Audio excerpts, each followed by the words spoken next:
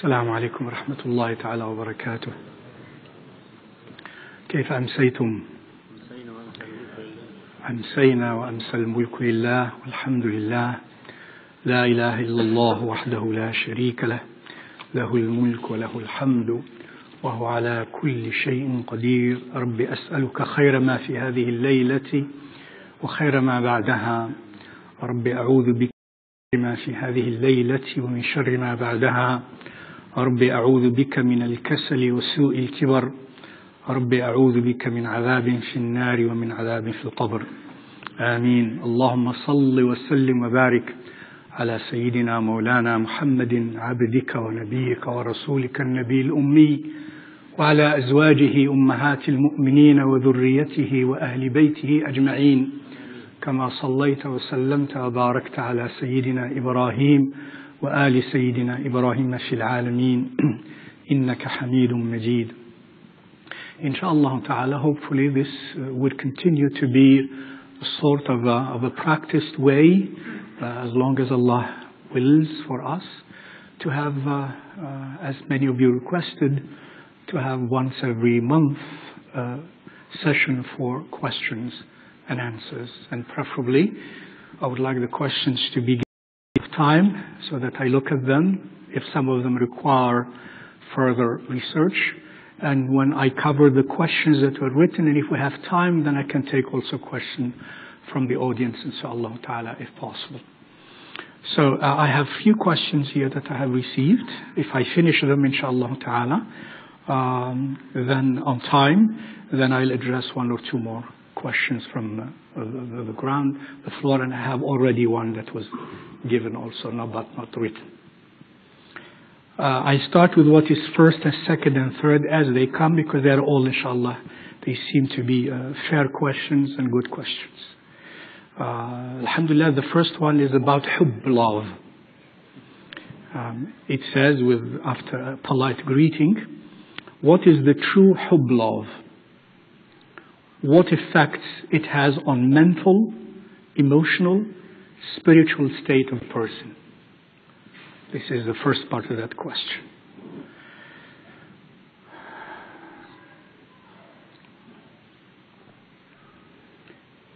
What are its effects on mental, emotional, spiritual state of the person? Hubb, love. Remember, when we speak of hubb, and I translate into English as hubb, love, so that not to confuse the word love with hubb in general. They have similarities and there are differences. The word love does not translate exactly the word hubb, because the word love has many other words in Arabic. So that's why we distinguish, for example, between hubb, love versus, for example, rahma, love, versus mawadda, love, and other loves in the Arabic language. So this hubb, love that we're speaking about, not rahma, love. Rahma, love, as I said many times to you from the Quran and the Sunnah of Rasulullah sallallahu alaihi wasallam, rahma, love, God has, Allah has for every creature, even the kafir and the mushrik and the inanimate objects and jinns and shayateen and everything. وَرَحْمَتِي وَسِعَتْ كُلَّ شَيْءٍ. And the word rahma in the spoken English, in our English American culture and other cultures, it is translated as love. But it is not the love we mean when we say hubb, especially when we speak of the hubb of Allah Azza wa Jal, or the hubb of Rasulullah sallallahu alayhi wa sallam. And our hubb towards Allah and the hubb of Allah towards us.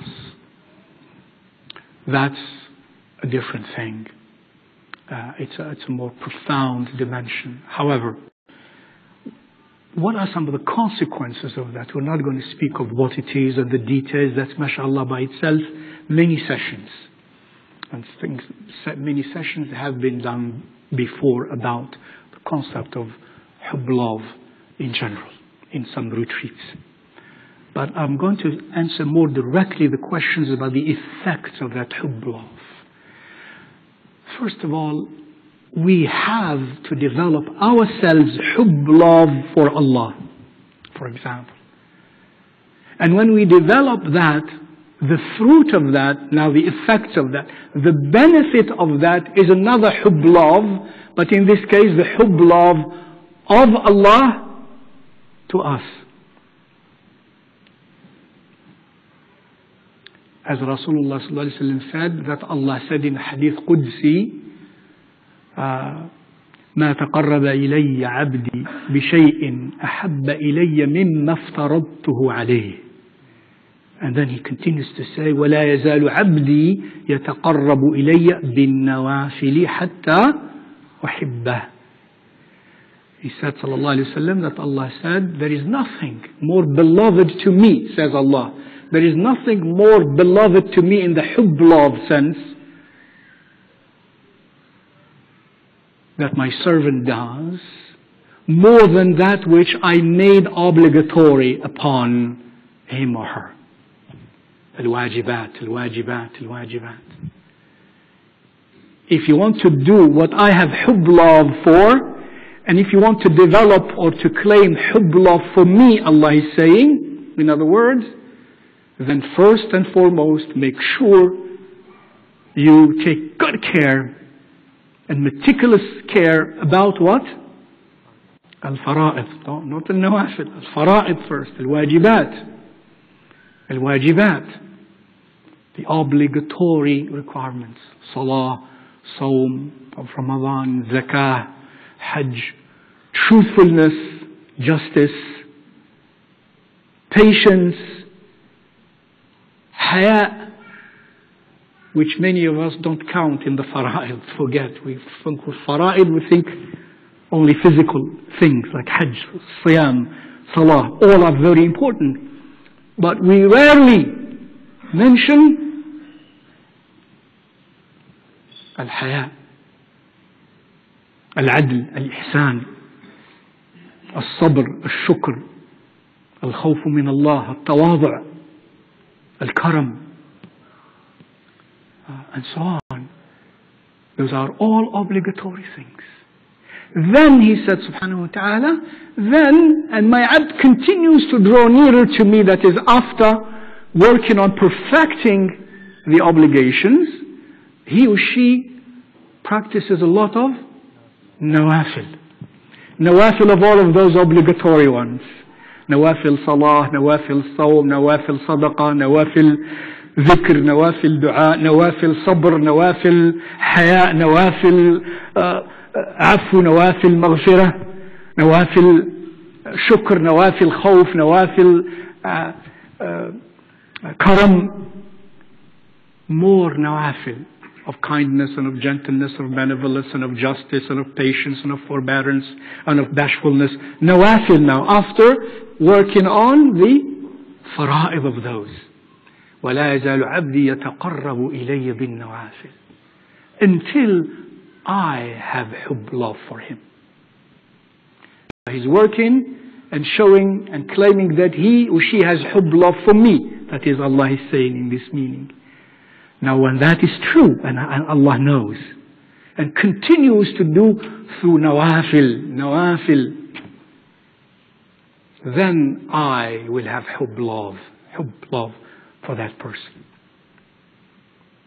I didn't say love, I said hubb love. Because just love, he has for everyone, like rahmah love. But hubb love, he doesn't have for everyone. Inna Allah la yuhibbu al-kafirin. As he said himself, Allah does not have hubb love for the kafir, or for the zalim, and so on and so forth. Hatta uhibbah. Now the effects of that mentally, emotionally and spiritually, as is asked, part of that is in this hadith. What is the effect of that? فَإِذَا أَحْبَبْتُهُ كُنْتُ سَمْعَهُ الَّذِي يَسْمَعُ بِهِ وَبَصَرَهُ الَّذِي يُبْصِرُ بِهِ وَلِسَانَهُ الَّذِي ينطق بِهِ وفي رواية زيادة على ويده التي يبطش بها ورجله التي يمشي بها وقلبه الذي يعقل به. أي نعم. Then I become his or her eyesight with which one sees, his hearing with which he or she sees, his tongue with which he or she speaks, his mind or his heart with which he or she conceives of things, as in one hadith it says, in one variance of the hadith. So these are effects that are, you can call them in this case, intellectually and mentally. Because you become, if you speak by him, your tongue speaks by him, and you hear by him, and you see by him. First of all, in intellectual processes, we first need to do what? To see something, hear something, and then analyze. And if we see the wrong way, not the wrong thing only, if we see the wrong way, if we hear and listen in the wrong way, then we're going to analyze the wrong information, and the result is the wrong result. Subhanallah, Mahabbatullah Azza wa Jal influences and affects the way we think. We think either properly or improperly. We receive information properly or improperly. We analyze information properly or improperly, depending on the presence or absence of that mahbubiyah of Allah to us, resulting from our striving to develop ourselves hubb, love for Him and His Rasul sallallahu alayhi wa alihi wa sahbihi wa sallam. Emotionally,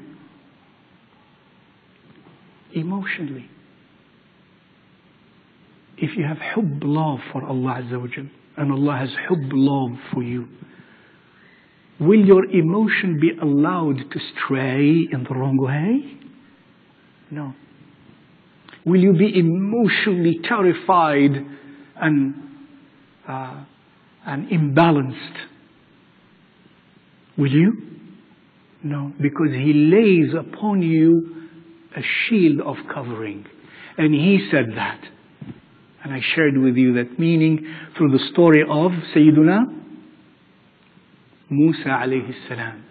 When Allah tells us about him, and Allah tells Musa alayhi salam, after describing all the reasons to be afraid, and all the reasons to be agitated, himself and his mother and everyone around him, and he says, وَأَلْقَيْتُ عَلَيْكَ مَحَبَّةً مِّنِّي.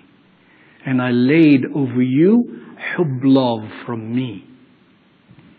He said it in the context of mentioning all the hardships that Musa had to endure, including throwing him in the river, and casting him at Pharaoh's place, and Pharaoh picking him, having him in his own household, and all of that. Yet, because Allah says, وَأَلْقَيْتُ عَلَيْكَ مَحَبَّةً مِّنِّي, that's the protection.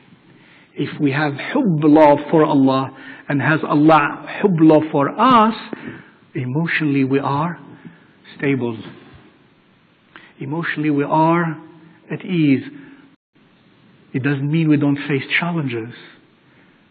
Despite the challenges, that mahabba, if it is in the qalb, it brings quietude. And it effaces and it erases the agitations, the restlessness, the anxieties inside of us. Mahabba wa alqaytu alayka mahabbatan minni. Again, that also hadith teaches us. And there are many other texts that teach us about the mahabba of Allah and His Rasul sallallahu alayhi wa sallam, and the fruits thereof, mentally, emotionally, and spiritually. Spiritually, you draw nearer and nearer to Allah Azza wa Jal. You draw nearer and nearer to Allah Azza wa Jal. Spiritually, as Rasulullah sallallahu alaihi wasallam said, if Allah has hubb for someone, what happens spiritually? Who knows something in the spiritual realm? It's a text, you know, but sometimes you don't connect to. We mentioned that. That's very true. We did mention that. That also includes spiritually indeed. Because you will see the right way, you will hear the right way, you will speak the right way, you will feel the right way. That's even mentally. And Emotionally, we mentioned something. Spiritually also, in addition to that, Rasulullah sallallahu alaihi wasallam teaches us that when Allah has hubb for someone, He declares it to the higher dimensions, to the spiritual dimensions. And He says, subhanahu wa ta'ala, "Oh my malaika, in the spiritual realm, I have hubb love for this one." Allahu Akbar. First of all, to declare that, they know if one is mahboob by Allah, not loved, but hubb loved by Allah Azza wa Jal, and that person is declared in the realm of the malakut, that Allah has hubb love for that individual. And second, what does He do, subhanahu wa ta'ala? He orders them. And this is the spiritual realm. So how could He order love? Well, Allah says, kun, and it is. Be, and it is. That's a spiritual order. And then He says to the malaika and to Jibreel, you have hubb love for that person. And guess what? And they have hubb love for him. Not like us, we have to strive and struggle. Allah says, have hubb love for him or for her. They will have hubb love for that person. As a consequence, this is a spiritual consequence. And even on this earth, that one whom Allah has hubb for will make the right type of spiritual beings have hubb love for him or her, even the simple people. For Allah says toward the end of Surah Maryam, what does He say? End of Surah Maryam. No, that's not. That's in Taha. Towards the end of Surah Maryam, إن الذين آمنوا وعملوا الصالحات سيجعل لهم الرحمن ودا. سيجعل لهم الرحمن ودا. سيجعل لهم الرحمن ودا. One person came to his teacher, and our predecessors, our Salaf, says, "Ya Sayyidi, I know no reason why so many people seem to be good to me and to love me, and I have done nothing to them. I've done nothing to them to deserve it." He read for him this ayah, إن الذين آمنوا وعملوا الصالحات سيجعل لهم الرحمن ودا. Verily those who have iman, true iman, and strive to do righteousness Ar-Rahman, the subhanahu wa ta'ala, the mercifully loving, shall make for them wudda. Wood is beautiful, pure love and affection. That's, in other words, He's telling him, yes, you didn't have anything to do with that. Allah infused that in their hearts for you.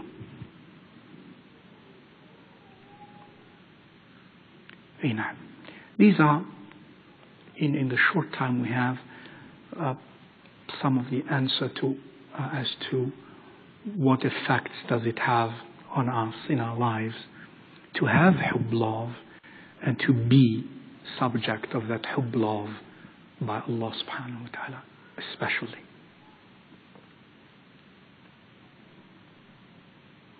Is it acquired? Excuse me, Afwan. The next part, is it acquired or granted or a combination of both? This hubb love that we spoke here about, is it acquired? In other words, should we strive to develop it? Or is it a gift from Allah? Or is it both? The ulama, rahimahumullah ta'ala, of our salaf, of our ancestors, those who had this and this, the likes of Al-Junayd, rahimahullah ta'ala, and the likes of Sidi later of Sidi Abdul Qadir Al-Jilani, and the likes of those before, even Ma'ruf Al-Karhi, Sulaiman Al-Darani, rahimahumullah ta'ala, and the likes of before, rahimahullah ta'ala, and the others, the great A'imma and the great Awliya and Ulama. We conclude from that it is both. It could be sometimes pure gift from Allah subhanahu wa ta'ala. That's ijtiba. Wallahu yajtabi man yasha. Wallahu yajtabi man yasha. He selects whom He pleases, He knows why. But the general rule is we strive for it and Allah gifts it. We strive for it and Allah gives it as a gift. It is a combination of striving and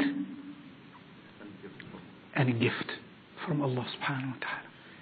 And the general rule is that if we sincerely strive towards something that Allah loves, Allah subhanahu wa ta'ala will make it easier for us to acquire and to attain. But some people, it's simply a gift. A gift. Allah subhanahu wa ta'ala, before Muhammad sallallahu alayhi wa sallam was, Allah, before He created him, and He created him, He already had willed to have hubb, love for him. Sallallahu alayhi wa alihi wa sallam. The mahabba of Allah Azza wa Jal precedes the acts that seem to lead to His mahabba subhanahu wa ta'ala. So I remind myself here and my dear brothers and sisters to strive, and part of striving is a lot of dua, and implore Allah for that maqam of hubb and mahbubiyah. And Rasulullah sallallahu alaihi wasallam taught us many beautiful ad'iyah toward that, such as Allahumma rzuqni hubbak, Allahumma rzuqni hubbak, wa hubba man yanfa'uni hubbuhu indak, Allahumma ma razaqtani mimma uhib faj'alhu li quwwatan fima tuhib, Allahumma ma zawayta anni mimma uhib faj'alhu li faraghan fima tuhib. What a beautiful, elaborating on this hadith is the entire meaning of mahabba. The master of hubb, sallallahu alayhi wa sallam, spoke to us of mahabba. And when you understand these ad'iyah and this hadith, you develop more hubb for him, sallallahu alayhi wa sallam. I think nobody has phrased it in this way, in this sensational, beautiful way. Oh Allah, I ask of you your hubb. That is, that I have hubb for you and you have hubb for me. But it is in one word, hubbak. Meaning but that hubbak, you have to see that it means both ways. That I develop hubb for you and that you have hubb for me. And then وَحُبَّ مَنْ يَنْفَعُنِي حُبُّهُ عِنْدَكَ. Not only that, now I ask you for the hubb of those whose hubb will benefit me with you. Not just the hubb of anyone or anything. I would love the hubb of the creatures of yours. But the hubb of those whose hubb will benefit me with you. Look at this tawheed of mahabba. Subhanallah. Allahu Akbar. And so on. And the hadith goes on. The other part of the question, what are the signs of love by nafs? Al-hubbu bin nafs. You know, I love by my nafs versus I love by Allah. What are the signs of hubb by nafs? As it is in the Quran, as it is in the Sunnah, as elaborated by the ulama, rahmahumullah ta'ala. Of those signs, I think, my dear brothers and sisters, if you think about it, you will see that. Of the signs of hubb by nafs, by my nafs, is to incline towards things or objects or subjects regardless of the consequences of that with Allah Azza wa Jal. Regardless of the consequences of that with Allah Azza wa Jal. That's al-hawa, hawa al-nafs. Al-hubbu bin-nafs, bi-hawa al-nafs. I love and I dislike and I hate in accordance to what the drives inside of me dictate at the moment, regardless whether those drives are consistent with what Allah Azza wa Jalla loves or are not. هذا حب بالنفس. And that happens a lot in our lives, in our family life, in our economic life, in our social life, in political life, in individual life, in regular activities. There is so much of drives of the nafs that we simply execute regardless of whether Allah Azza wa Jal loves them or not. And this is the sign of al-mahabbatu bin-nafs. Wal-mahabbatu billah is, if there is hubb of Allah, I cannot approach something. And the first process is at the level of thinking about it. I cannot approach it, and I think about it only in the context of what Allah Azza wa Jal allows and permits and loves. And if He does not, I find repulsion. The more naturally I found repulsion of that, the truer my hubb love is. Some of us have to struggle before we find that repulsion. And we know it is wrong, we know it is immoral, we know it is not divine, we know it's not beautiful, but there is still an inclination there. That's not love yet. Remember Sayyidina Mawlana sallallahu alayhi wa sallam with Sayyidina Umar radiyallahu ta'ala anhu. لا يؤمن أحدكم يكون الله ورسوله أحب إليه مما سواهما, and etc. And then he says, Sayyidina Umar, Ya Allah, Ya Rasulullah, I love Allah and I love Rasulullah more than I love my family, more than I love anybody else but my nafs yet. He says, Umar, not yet. ليس بعد, not yet. Not yet. And then somehow, by gift of Allah Azza wa Jal, that's a spiritual gift, he said, Sayyidina Umar, and more than my nafs, Ya Rasulullah. He says, now, Ya Umar. That must have been a gift from Allah. Because he said it, it must have been removed instantaneously. As a miracle, I think. As a karama, I think. Mahabba has to be pure for Allah Azza wa Jal. And of course it is levels. Some of us are F students in Mahabba. Some of us are F minus in Mahabba, if there is such a thing. Some of us are D minus, D plus, D double plus. Some of us are C's with all the grades of C's. Some of us maybe, mashallah, B's, B minus, B kaza. Some ibad for sure are A's. May Allah help us grow to that level. Ya Rabbi, Ameen. The next question is, Imam al-Ghazali in his book on the 99 beautiful names of Allah writes that renunciation of one who is not a knower, arif, is but a transactional arrangement. Buying the good of the next world with the good of this one. He renounces something now, hoping that it will be multiplied later. But this is only advanced purchasing and bargaining.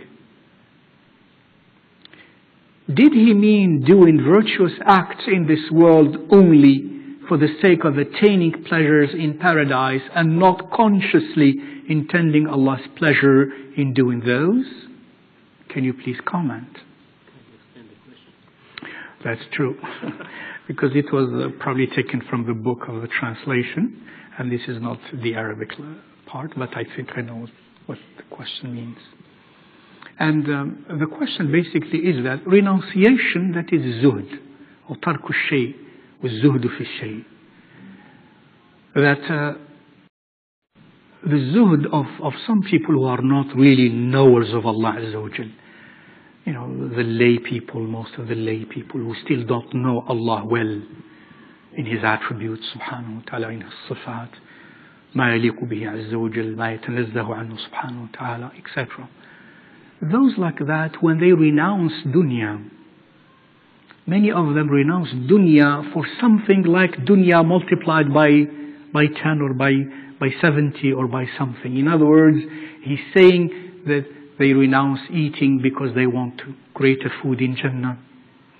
They renounce haram things, alhamdulillah, because they want those things magnified in Jannah.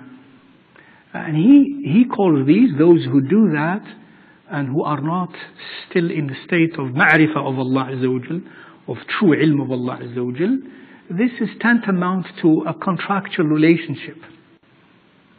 You give me, I give you. I give you, you give me. He says, he didn't say this is wrong. He says this is not the way of those who truly know Allah Azza wa Jal. And yes, the question is, did he mean that? I think yes, indeed, he meant that. Rahimahullah ta'ala. In other words, those who truly develop the ilm of Allah Azza wa Jal, knowledge of Allah Azza wa Jal, in the way Rasulullah sallallahu alaihi wasallam taught us, in the way those who truly followed in the way of Rasulullah sallallahu alaihi wasallam learned and have known and practiced, that the more you know Allah, the more you worship Allah, not because He's going to give you, but because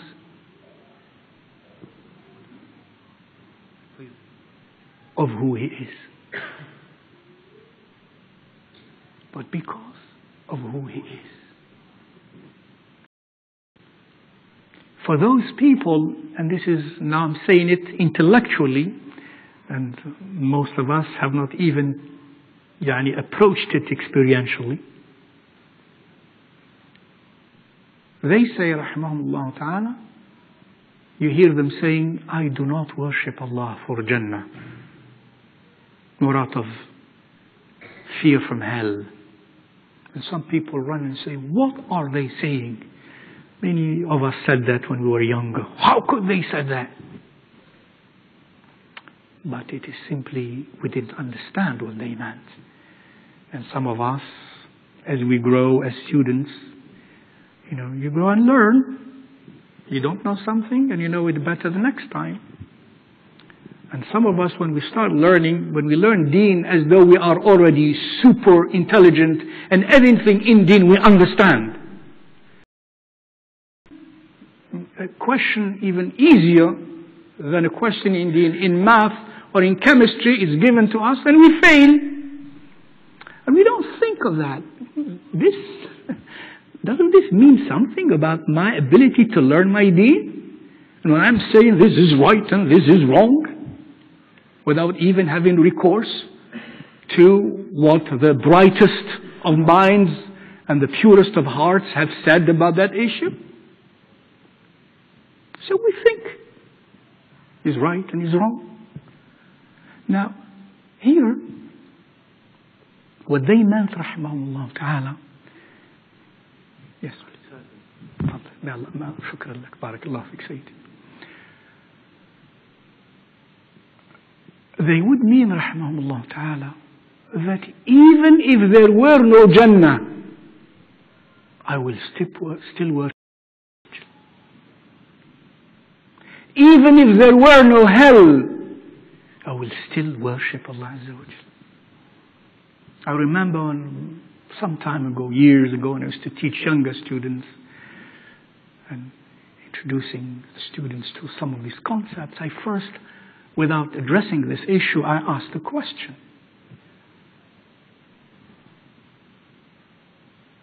If there were no Jannah at all, without any introductions like I have made now, there is no Jannah, there is no Nar, would you still worship Allah? All of them stopped to think. And that's like a pool. That's pooling. And that says that on average, most of us, that's what we will answer. We will stop to think about it. And once you stop to think about it, that's the answer. Because you stop to think about it whether you will continue to worship or not. Because now it is predicated with, there is no Jannah and there is no Nar. And the average of us Muslims, muwahhidun, it seems, stop to entertain the question. Whereas there should be no stopping to entertain the question. The answer should be immediately, if it were inside of us, of course I shall continue to worship him. But most of us, or average amongst us, we will stop to think about it.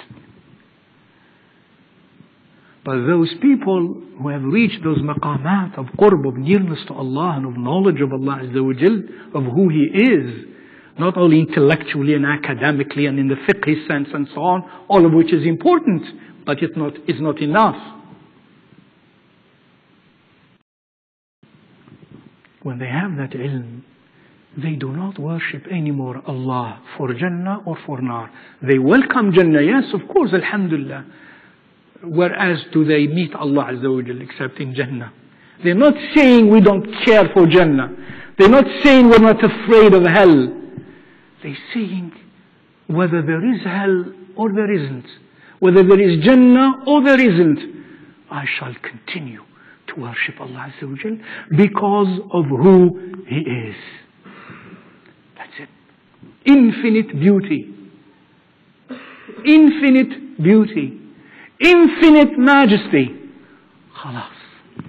If that has part in our qulub, then the abid of Allah Azza wa Jal with ilm does not weigh the probable consequences of reward at all. But for what Allah Azza wa Jal is. Aynam. Wallahu ta'ala alam.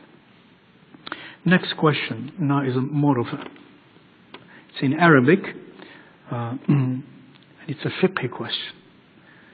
زوجتي تقرأ القرآن أثناء الحيض من الهاتف وتجهر فيه. My wife reads the Quran while in her menses through the phone and raises her voice reading it. وكلما أنهاها تقول أنها لا تقدر على ترك القرآن طيلة فترة, which means, and every time I tell her please not to do that, she says I cannot stop reading Quran during this period of mine, طيلة فترة الحيض. وخاصة أنها مشتركة مع بعض الأخوات في المسجد في حلقة حفظ القرآن, especially that she, alhamdulillah, also is part of a class in the masjid to memorize the Quran. The question is, can she do that, etc. Jazakallahu khair. Because there is, they said, etc.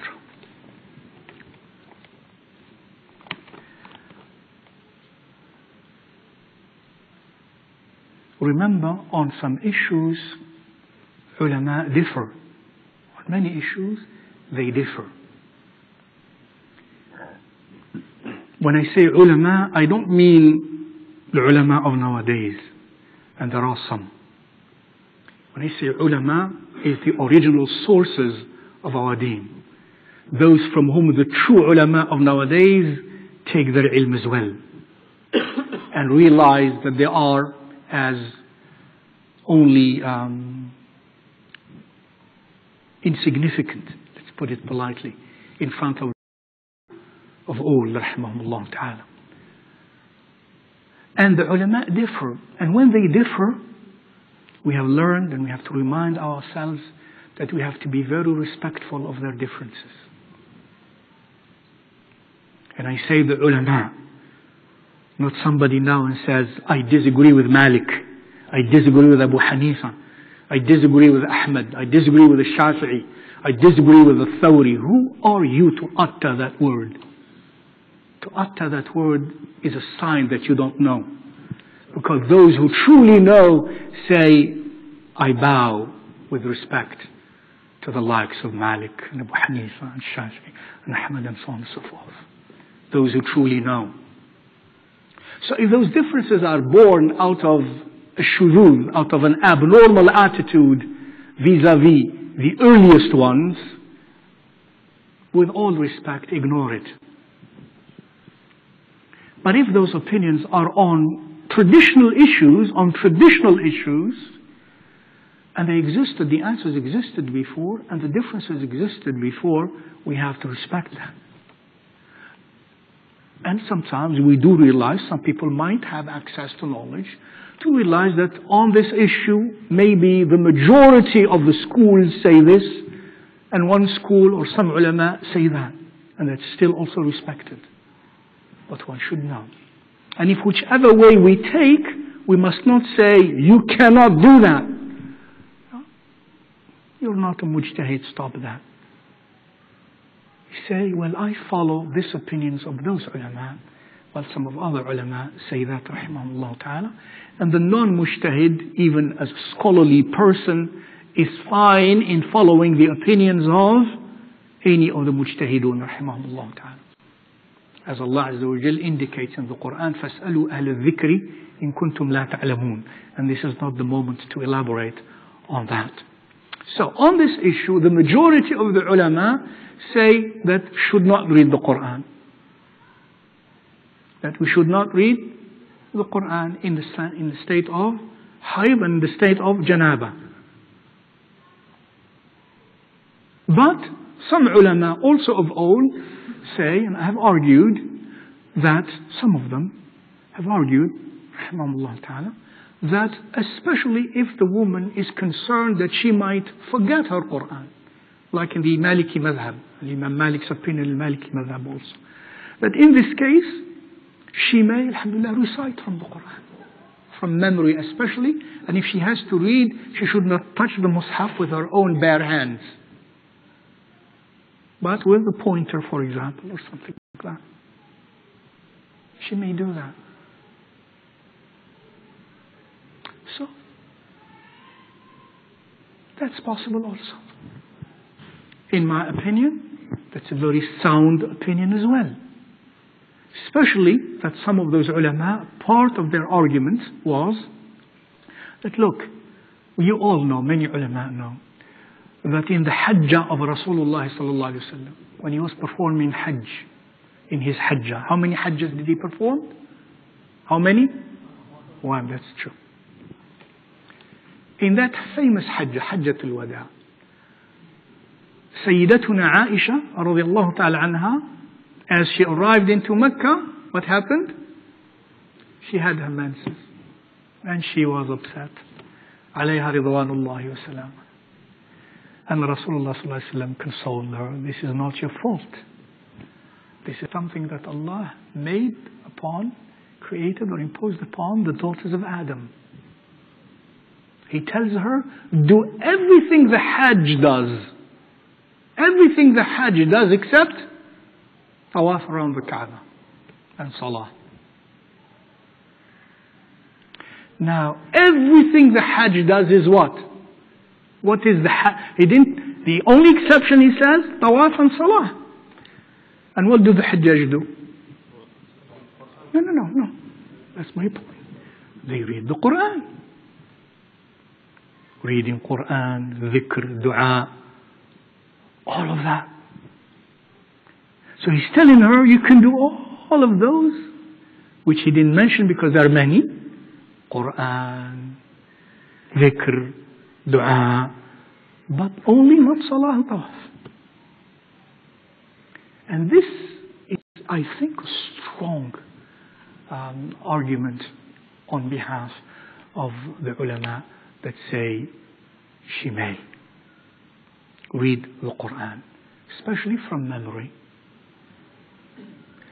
The Ahnaf even say she's not reading if she does not move the lips. If you don't move your lips in reading and you just read, then you're not reading. It's okay that. Yes, it's very smart. You know, these are very smart people. These are very these ulama. They're very logical. You have to understand that our bright ulama of our predecessors, they had, in my opinion, very high IQs and also very high SQs, spiritual quotient. And with that, you rely on their fatawi much more than you rely on the fatawi of some of us who are low IQ and no SQ. It's always safe. It's always safe. It's always safe, alhamdulillah. on traditional issues especially, to simply go back to the super IQs and the super SQs. And you're safe. يد الله على الجماعة. أي نعم. أي نعم. تفضل. أنت قلت صريح وهذا خطأ منك يا صاحبي.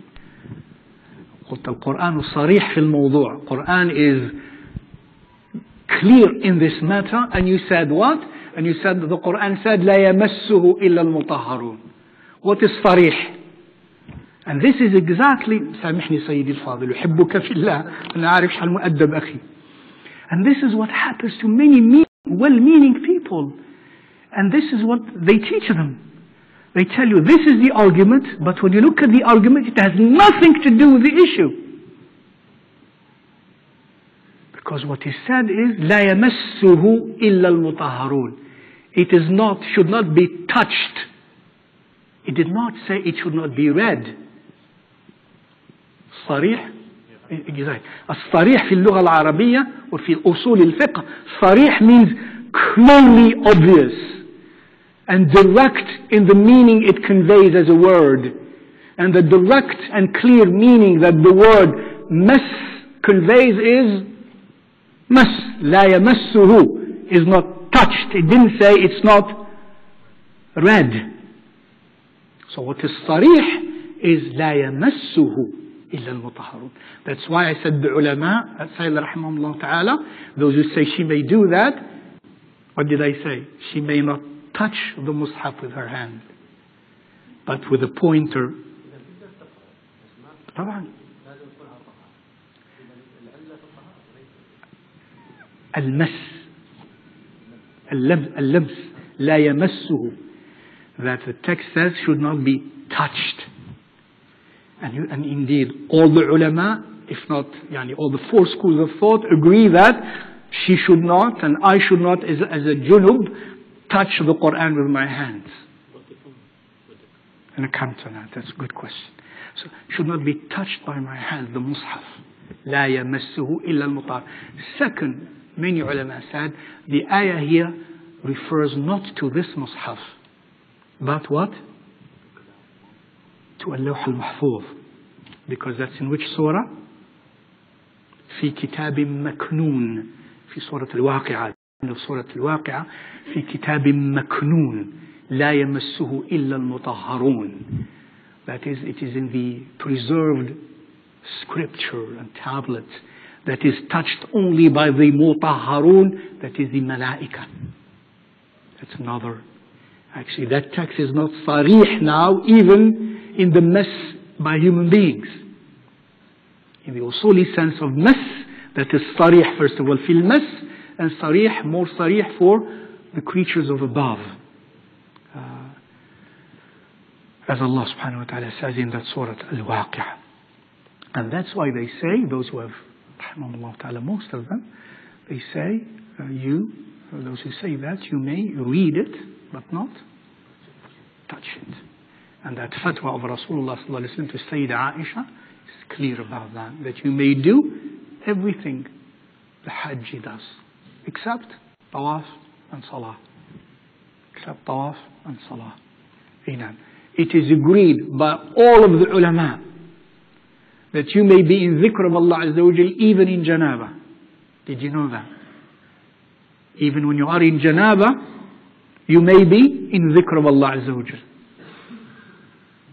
But it is better to at least perform wudu even in janaba and be in dhikr of Allah Azza wa Jal. وهكذا. Alhamdulillah, there is sa'a in that, there is expanse in that, and we mentioned both opinions briefly bi'idhnillahi ta'ala. The next question, yes. Oh yes, you had, yeah, jazakallah, and of course, give me that thing. Subhanallah, lillahi fi khalqihi shu'un. Where is Quran here? Is Quran here? Yes and no. That's good. It's yes and no. Now it's off. No, it's not. Is there anything written there? No. There isn't. If you know the science of this, what's in there? Chips. Call them wires, they're not even wires. Chips. There's nothing written there. Nothing. Only when you turn the power supply on, then you have something that happens. You study that in your school as an engineer or as a physicist. And then it depends what you press, and it starts, certain energies go in and certain ups and downs, ones and zeros. And that formulates something, of course, research of decades and decades. And then you end up with something written on the screen. But is it in there? No, there's nothing in there. So this can go with you in the bathroom, can go anywhere. And then when you turn it on, can you touch it? Is it written by hand on paper? The alif, the ba, and is it? It's no. The same thing in which you're going to write the Quran, it's the same thing in which something else will appear. A terrible picture. Right? Because it's just a screen.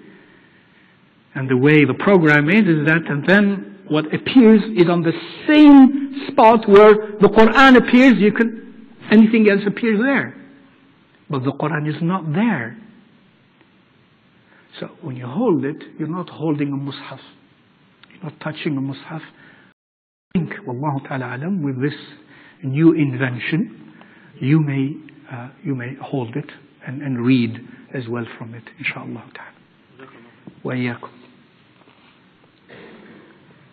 And the last question, no, one before last question here, another fiqh question, after being kind and prayerful, jazakumullahu khairan. It's about riba loans with interest, as we read in Quran, is not acceptable from a Muslim to be part of it, unless you can support, unless one wants to go to war with Allah Azza wa Jal. Astaghfirullah. Is there any exceptions as of buying house with very, very low interest? With excuse and never will give ownership. Rent sometimes can be more than mortgage payment. Jazakumullahu khair.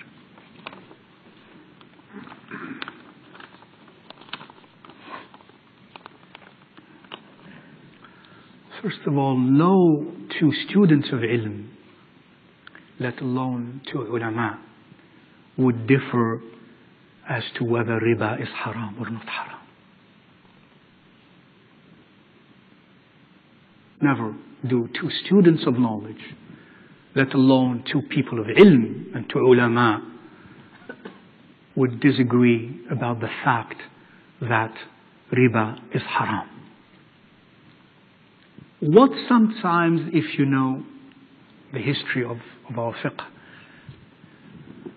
what sometimes may they disagree on when it comes to this issue? Legitimate disagreement. Not that, yeah, that's true. What is necessity and what is not true. Something more important than that, before that. They may disagree sometimes on whether the issue at hand is riba or not. If you know the different kinds of riba and what riba means and the entire fiqh of riba, and many don't know that, sometimes they may come to, on a specific issue, is this riba or not? Because of the kind of riba that is involved or not involved.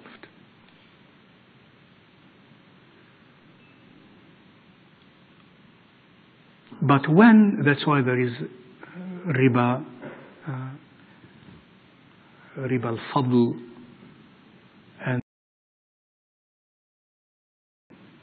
and the riba in issues, in matters of food stuff, buying, let's say, date with something else, and etc., etc. what is the illah, what is the operative cause behind the fact that Rasulullah ﷺ said, you do not purchase date with date and barley with barley and this with that, except if they are the same and at hand. Why, they say? Is it applicable to these matters only, or does it extend to other matters? Now, those who say it extends or it doesn't extend, now they will differ as to what constitutes riba on these issues. Similarly, in two persons enter into a contract, financial contract. Some may think it is riba and it is not. Some may think it is not riba and it is. That is a matter of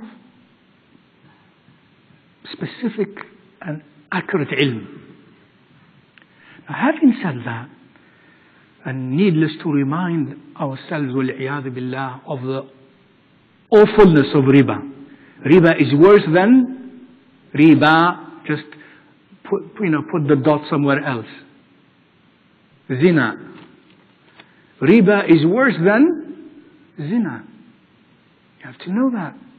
When something is riba, it's worse than zina. In one text, the least of riba is like having committed adultery with your own mother more than once. Now we have to know that. Riba al-jali or riba al-khafi, and a lot of things enter into that. But without, again, ignorance and excess. Some, alhamdulillah, they mean well and they're so afraid of riba. Well, alhamdulillah, and we should. That something that is maybe not so riba or not riba is riba. And there are those who are so lax that something, look, this is so obvious. No, it's not.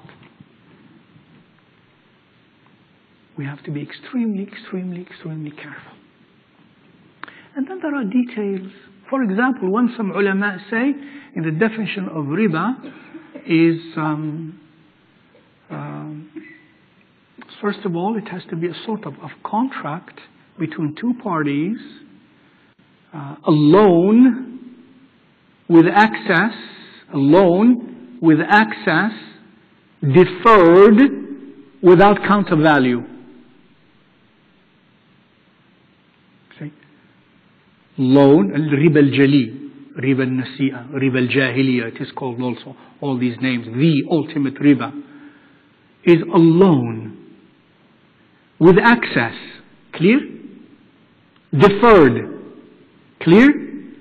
And the fourth condition is without counter value,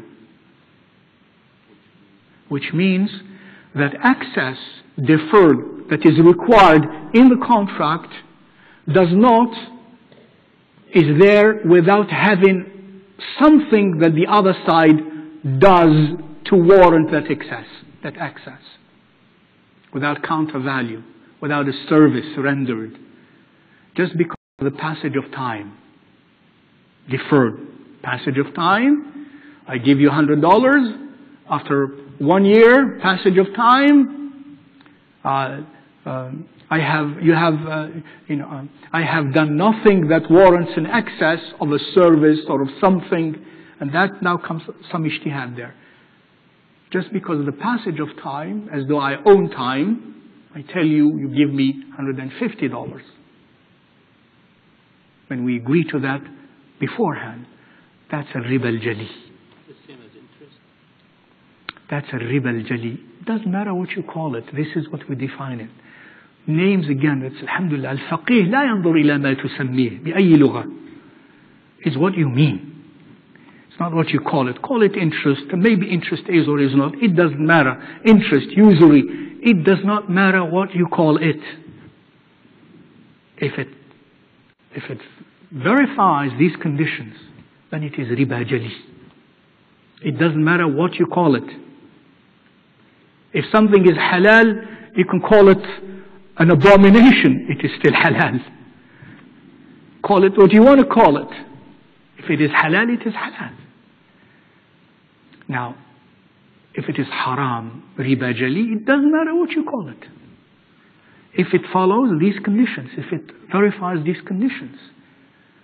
قرض لأجل بزيادة من غير مقابل.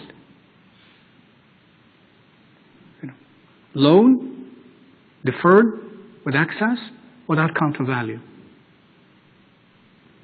And in this determination, in some issues, it's really not that simple. It's really not that simple. So if it is not a loan, I did not give you money, but I gave you a commodity. I gave you a commodity. And then I tell you, you pay me now, it's $1,000. You pay me in a year, it's going to be $1,200. Many ulama say this is jaiz, of old. Because this is not a loan, there is a commodity in between and there is a counter value here. First of all, it's not a loan, it's not cash for cash. It's I gave you a commodity, you are making use of it while I could still have it and sell it and get money from it, but you're going to give me money later. You're going to be using it all this period. There is a counter value. So the fuqaha of old have said that, okay, many fuqaha, that this is an issue of not riba. My point is that we can talk a lot, maybe one day, as we have planned sometime in the future to speak of the laws of contracts in Sharia, we can address some of these things at more length, inshallah ta'ala. But, buying homes on mortgage, if you look at the specific contract, regardless of what person tells you, halal or not halal, whatever you call it, it doesn't matter. I have had that experience. You have to look at the contract itself. And if one is an expert in Shara and has some expertise in law, and see how the laws of the state of New York or Texas or so compare to certain Shari'i requirements, etc. One has sometimes to be fine-tuned in that. Then one would look at the contract and would say, this is a ribawi contract, or this is not a ribawi contract. If it is a ribawi contract, under regular circumstances, it is haram. If it is not a ribawi contract, under regular circumstances, it is halal. Now, under dire circumstances, that goes without saying. The rule of Sharia, الضرورات تبيح المحظورات. In case of necessities, what is formally prohibited becomes permissible as long as that necessity exists, is there. And then necessity sometimes is a matter of ijtihad, a matter of judgment by not the person only, but the ulama. And which ulama? إلى غير ذلك. Preferably a high IQ in these matters. And then one may decide. Some ulama have given fatawi in America and in Europe about Muslims in America and Muslims in Europe under some circumstances that's very long to go through now. That under those circumstances, those who cannot afford or are unable to purchase homes through clear halal ways, and they cannot. And they have to because of children, because of school, because of many other things and requirements. And they want to buy a home at their own level, not a home that is beyond their economic level. At their level, and they can't even rent. They say you may buy a home on whatever mortgage is available. أي نعم وغيره رحمه الله تعالى. And others with him. I was in that meeting years ago. And others have differed on this issue as well. And this is a matter of differences of opinions. I tell you after this, This is very brief, of course. I tell you, my dear brothers, this is my opinion. You don't have to buy what you cannot buy. Not you don't have to. In my opinion, don't buy what you cannot afford. Don't borrow to buy. My opinion, don't borrow to buy. I have been living in this country for almost 40 years. I do not own a house. Why? Because I don't have money to buy a house. And I'm not interested in buying a house. And I'm very fine. Whether I live in a small or a big house, to me, it doesn't matter. Believe me. And then when you buy a home, you have to pay taxes. You have to pay not only income taxes, property taxes, kavan, all of that. In general, with there are some exceptions, also you end up still paying, with owning the house, and you're still paying the rent that you used to pay for your house as taxes. It is true, of course. It's not only good SQ, this is good IQ too. It's good thinking.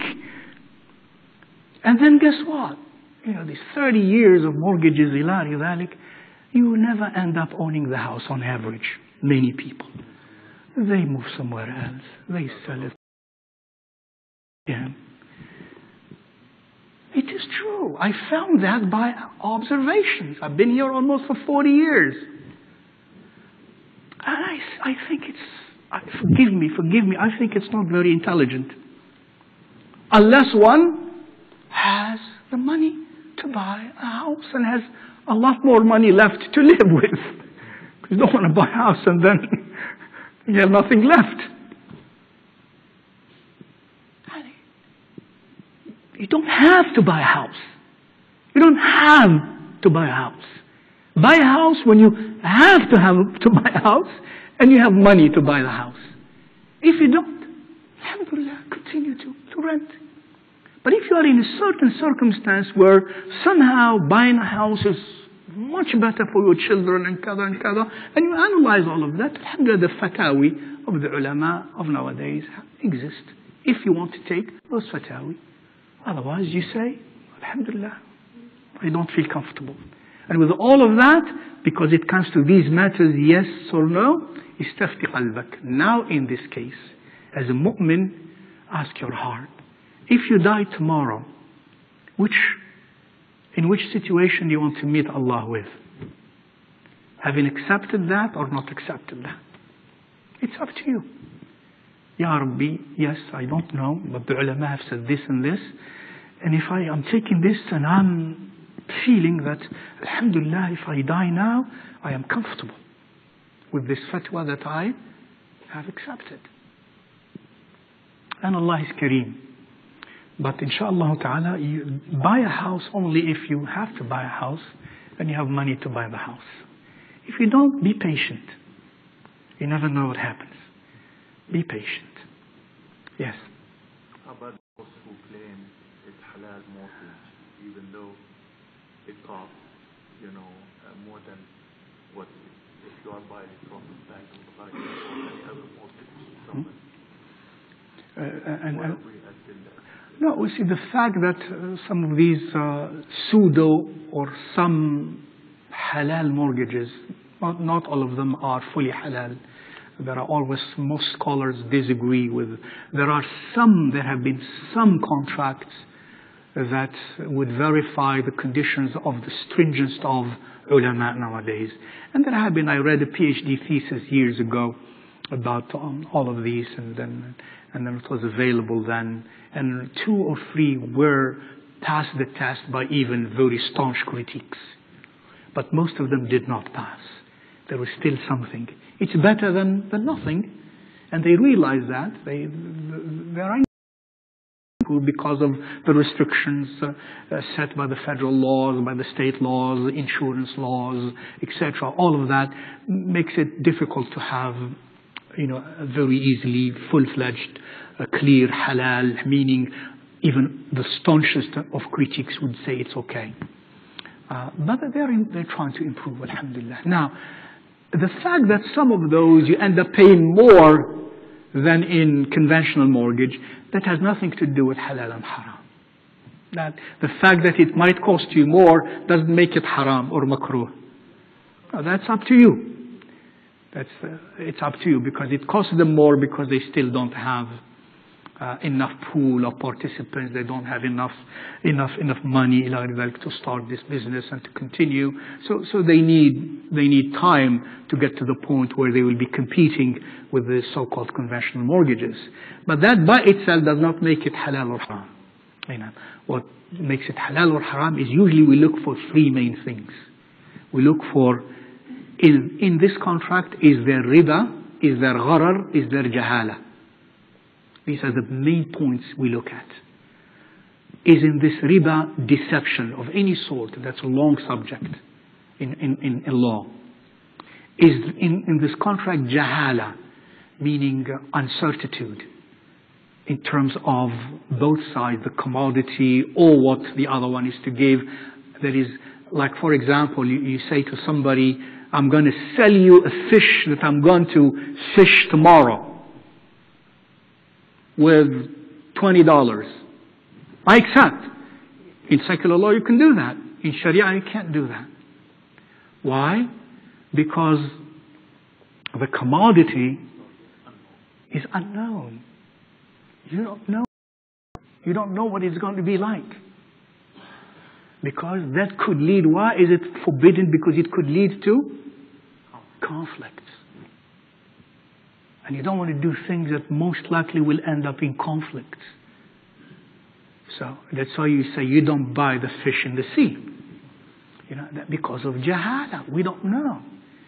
And of course this is a simple example. In the current modern complex dealings, there are issues in which there is jahala. There are issues in which there is gharar. Not only riba. But many laws, as I found out, many laws when I was in New York, I found out, for example, laws of New York are very stringent about making sure there is no gharar.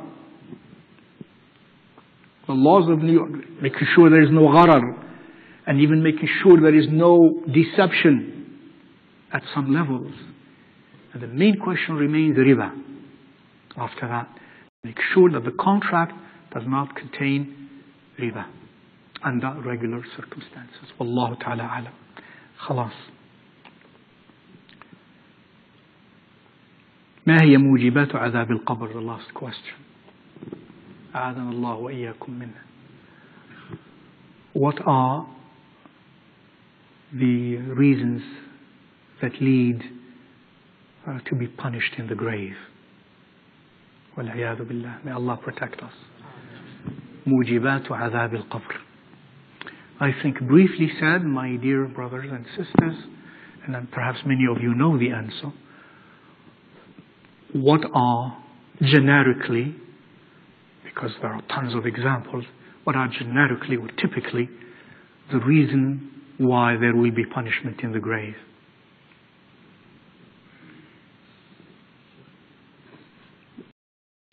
Typically. Don't give me examples.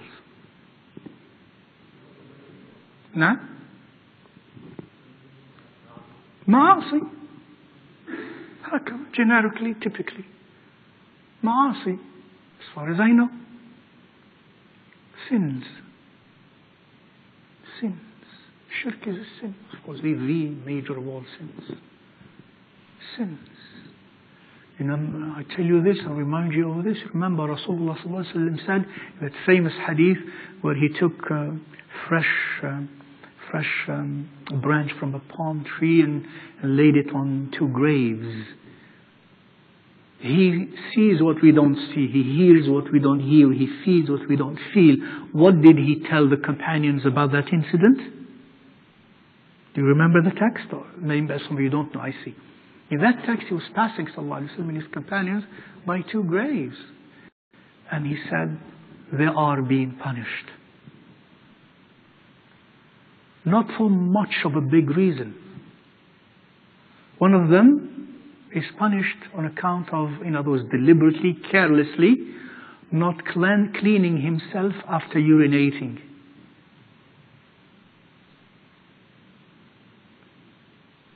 And the other one, كان يمشي بالنميمة فيما أذكر الحديث.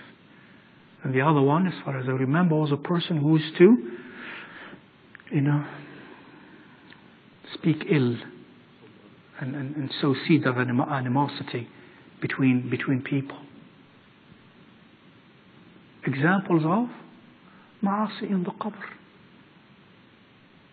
So all types of ma'asi, all types of sins. But here, in a note of hope, what counters mujibat adhab al-qabr? What counters the reasons that lead necessarily to the punishment of the grave?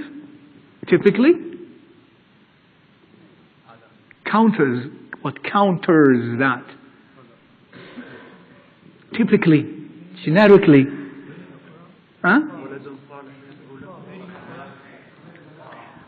طاعة خلاص, because generically we said معصية. I'm asking generically, طاعة. All types of obedience of Allah Azza wa Jalla. And there is a beautiful hadith of hope that the ulama relate, that Rasulullah Sallallahu Alaihi Wasallam mentions the different types of punishments that a person deserves in the grave, this and this and that, and then he says his salah comes and rescues him. His sadaqah comes and rescues him. His kindness comes and rescues him. His reading of the Quran rescues him. His goodness to his parents comes and rescues him. وهكذا. Another hadith of hope. Ta'a leads to punishment in dunya, in qabr, in barzakh, and in akhirah. Sins lead to punishment in dunya, in qabr, fil barzakh, and on the day of resurrection. And obedience leads to goodness and rewards in this dunya, in the qabr, in the barzakh, and in resurrection. Is that simple? To simplify the answer to this very important question, my dear brothers and sisters. نسأل الله سبحانه وتعالى أن يجعلنا من الذين يستمعون القول فيتبعون أحسنه. Ya Allah, please help us be of those who listen to the words of admonition and follow the best of them. Wassalamu alaikum wa rahmatullahi.